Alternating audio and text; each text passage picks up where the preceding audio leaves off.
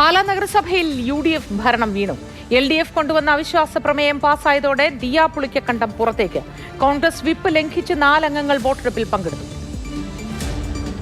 ബിജെപിയുടെ സുരേഷ് ഗോപി എന്ന് പറയുന്ന തൃശ്ശൂരുള്ള MP-ക്ക് വേണ്ടി വിടുതല ചെയ്യുന്ന പണിയായിരുന്നു അന്ന് ബിജു പുളിക്കണ്ടം ചെയ്തിരുന്നത്. അന്ന് LDFിന്റെ ഭാഗത്തായിരുന്നു ഈ ബിനു പുളിക്കണ്ടം ഇരുന്നത്. അന്ന് UDFിന്റെ ഭാഗത്തല്ല. ഇന്ന് ഈ പ്രാവശ്യം ഐക്യജനാധിപത്യ മുന്നണി സ്ഥാനാർത്ഥിയായ ശ്രീ മാണി സി കാപ്പൻ MLA മത്സരിച്ചപ്പോൾ 3ാം സ്ഥാനത്താണ് അദ്ദേഹത്തിന്റെ വാർഡുകളിൽ പോയി. അതിനൊക്കെ മറുപടി വേണ്ടേ? എന്തുകൊണ്ട് എങ്ങനെ UDFുകാരായി ഇവർ സ്വതന്ത്ര മുന്നണിയാണ്? UDFുകാരെ അല്ല വഞ്ചിച്ചത്, UDFുകാരായി ഞങ്ങളെയാണ് ഇവർ വഞ്ചിച്ചത്. ഇവരെ DYPക്ക് സ്ഥലം വിട്ടുകൊടുക്കുന്നതിനനുസരിച്ച് ഇവർ UDF പ്രവർത്തകരുടെ മനോബലത്തെയാണ് ഇവർ ചോദ്യം ചെയ്തത്. ഞങ്ങളുടെ വികാരം ഇത് കോൺഗ്രസിന്റെ വികാരമാണ്, പാലാ നഗരസഭയുടെ വികാരമാണ്.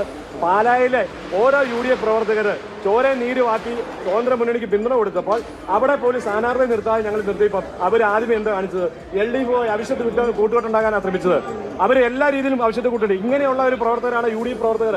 അവിശ്വാസം പാസ്സാക്കിയത് പാലാ നിയന്ത്രണത്തിലെ കോൺഗ്രസിന്റെ പ്രവർത്തകരാണ്. അവിശ്വാസം മണ്ഡലം കമ്മിറ്റിയാണ് പ്രമേയം പാസ്സാക്കിയത്. അപ്പം കോൺഗ്രസിന്റെ മണ്ഡലം കമ്മിറ്റിയിലെ പൊതുവികാരം ഐക്യകണ്ഠമായിട്ടുള്ള ഒരു തീരുമാനമാണ് ഞങ്ങൾ ഇവിടെ അവതരിപ്പിച്ച പൊതുവികാരം. പിന്നെ ഭരണമില്ലയോ? ഐക്യജനാധിപത്യ മുന്നണിക്ക് നട്ടവും കോട്ടവും ഇല്ലാത്ത ഒരു ഭരണം ഇവിടെ ഉണ്ടായിരിക്കും. ആ ഭരണത്തിൽ കോൺഗ്രസ് ആയിരിക്കും ഭരിക്കുന്നത്. 6 പേര് മാത്രം. സ്വതന്ത്ര മുന്നണിയില്ലേ? സ്വതന്ത്ര മുന്നണി ഒരാളില്ലേ? 7 പേരില്ലേ? പിന്നെ UDF എന്ന് പറഞ്ഞാൽ ഇനി ജോസഫ് ഗ്രൂപ്പ് ഉണ്ടല്ലോ, ADF ഉണ്ടല്ലോ, അവര് തീരുമാനം പറയട്ടെ. തീരുമാനം പറയുമ്പോൾ ഞങ്ങളുടെ തീരുമാനങ്ങൾ ഞങ്ങൾ മറുപടി പറയും. വിവരങ്ങളുമായി ഷിനോജ് ST ചേരുന്നുണ്ട്. ഷിനോജ്, എന്താവും ഇനി ഭരണം? എന്താവും രാഷ്ട്രീയ ചിത്രം? മറ്റൊന്ന്, ഇത് പുളിക്കക്കണ്ടം കുടുംബത്തിന് നേരിട്ട ഒരു ദുരവസ്ഥ എന്ന് മാത്രമായി നമുക്കിതിനെ കാണാൻ കഴിയുമോ? ഒരുമിച്ച് നിന്ന് അവരെ പുറത്താക്കൽ ഒരു അജണ്ടയായിരുന്നു.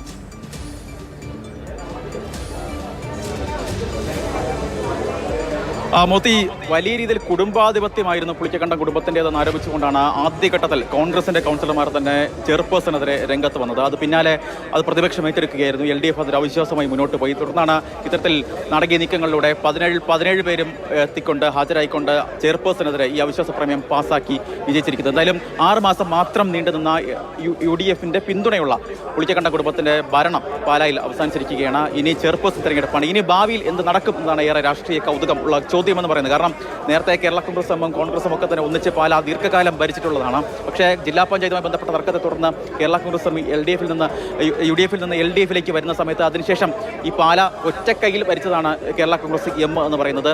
അതിനുശേഷം കഴിഞ്ഞ തെരഞ്ഞെടുപ്പിൽ, തദ്ദേശ തെരഞ്ഞെടുപ്പിൽ പൂർണ്ണമായും ഏറ്റവും വലിയ ഒറ്റകക്ഷി ആയെങ്കിൽ പോലും നഗരസഭയുടെ ഭരണം പിടിക്കാൻ കേരള കോൺഗ്രസ് എമ്മിന് കഴിയില്ല. അതിനുശേഷം വീണ്ടും കോൺഗ്രസിനെ പിന്തുണച്ചുകൊണ്ട് വീണ്ടും കേരള കോൺഗ്രസ് എം എത്തുന്നു എന്നാണ് ഏറ്റവും പ്രധാനപ്പെട്ട കാര്യം.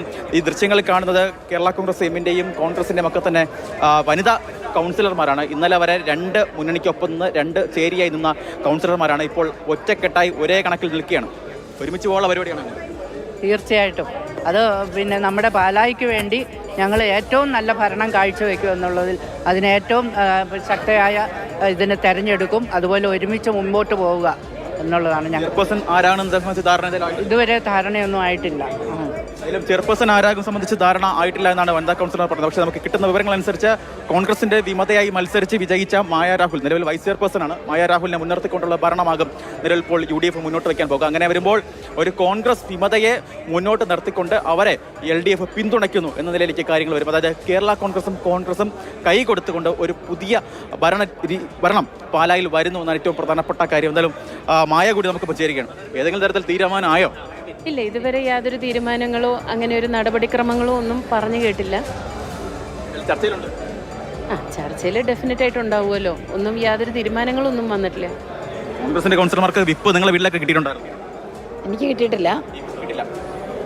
വിപ്പ് 4 കൗൺസിലർമാർക്ക് വിപ്പ് കൈപ്പറ്റിയിട്ടില്ല എന്നാണ് മണ്ഡലം പ്രസിഡന്റ് ഉൾപ്പെടെ പറയുന്നത്. അതിനാൽ തന്നെ അവരുടെ വീടുകളിൽ ഈ വിപ്പ് ഒട്ടിച്ചിട്ടുണ്ടായിരുന്നു. പക്ഷേ ഈ കൗൺസിലർമാരൊക്കെ തന്നെ പറയുന്നത് ഞങ്ങൾ ഇന്നലെ വീടുകളിലായിരുന്നു, വാഗമണിലായിരുന്നു.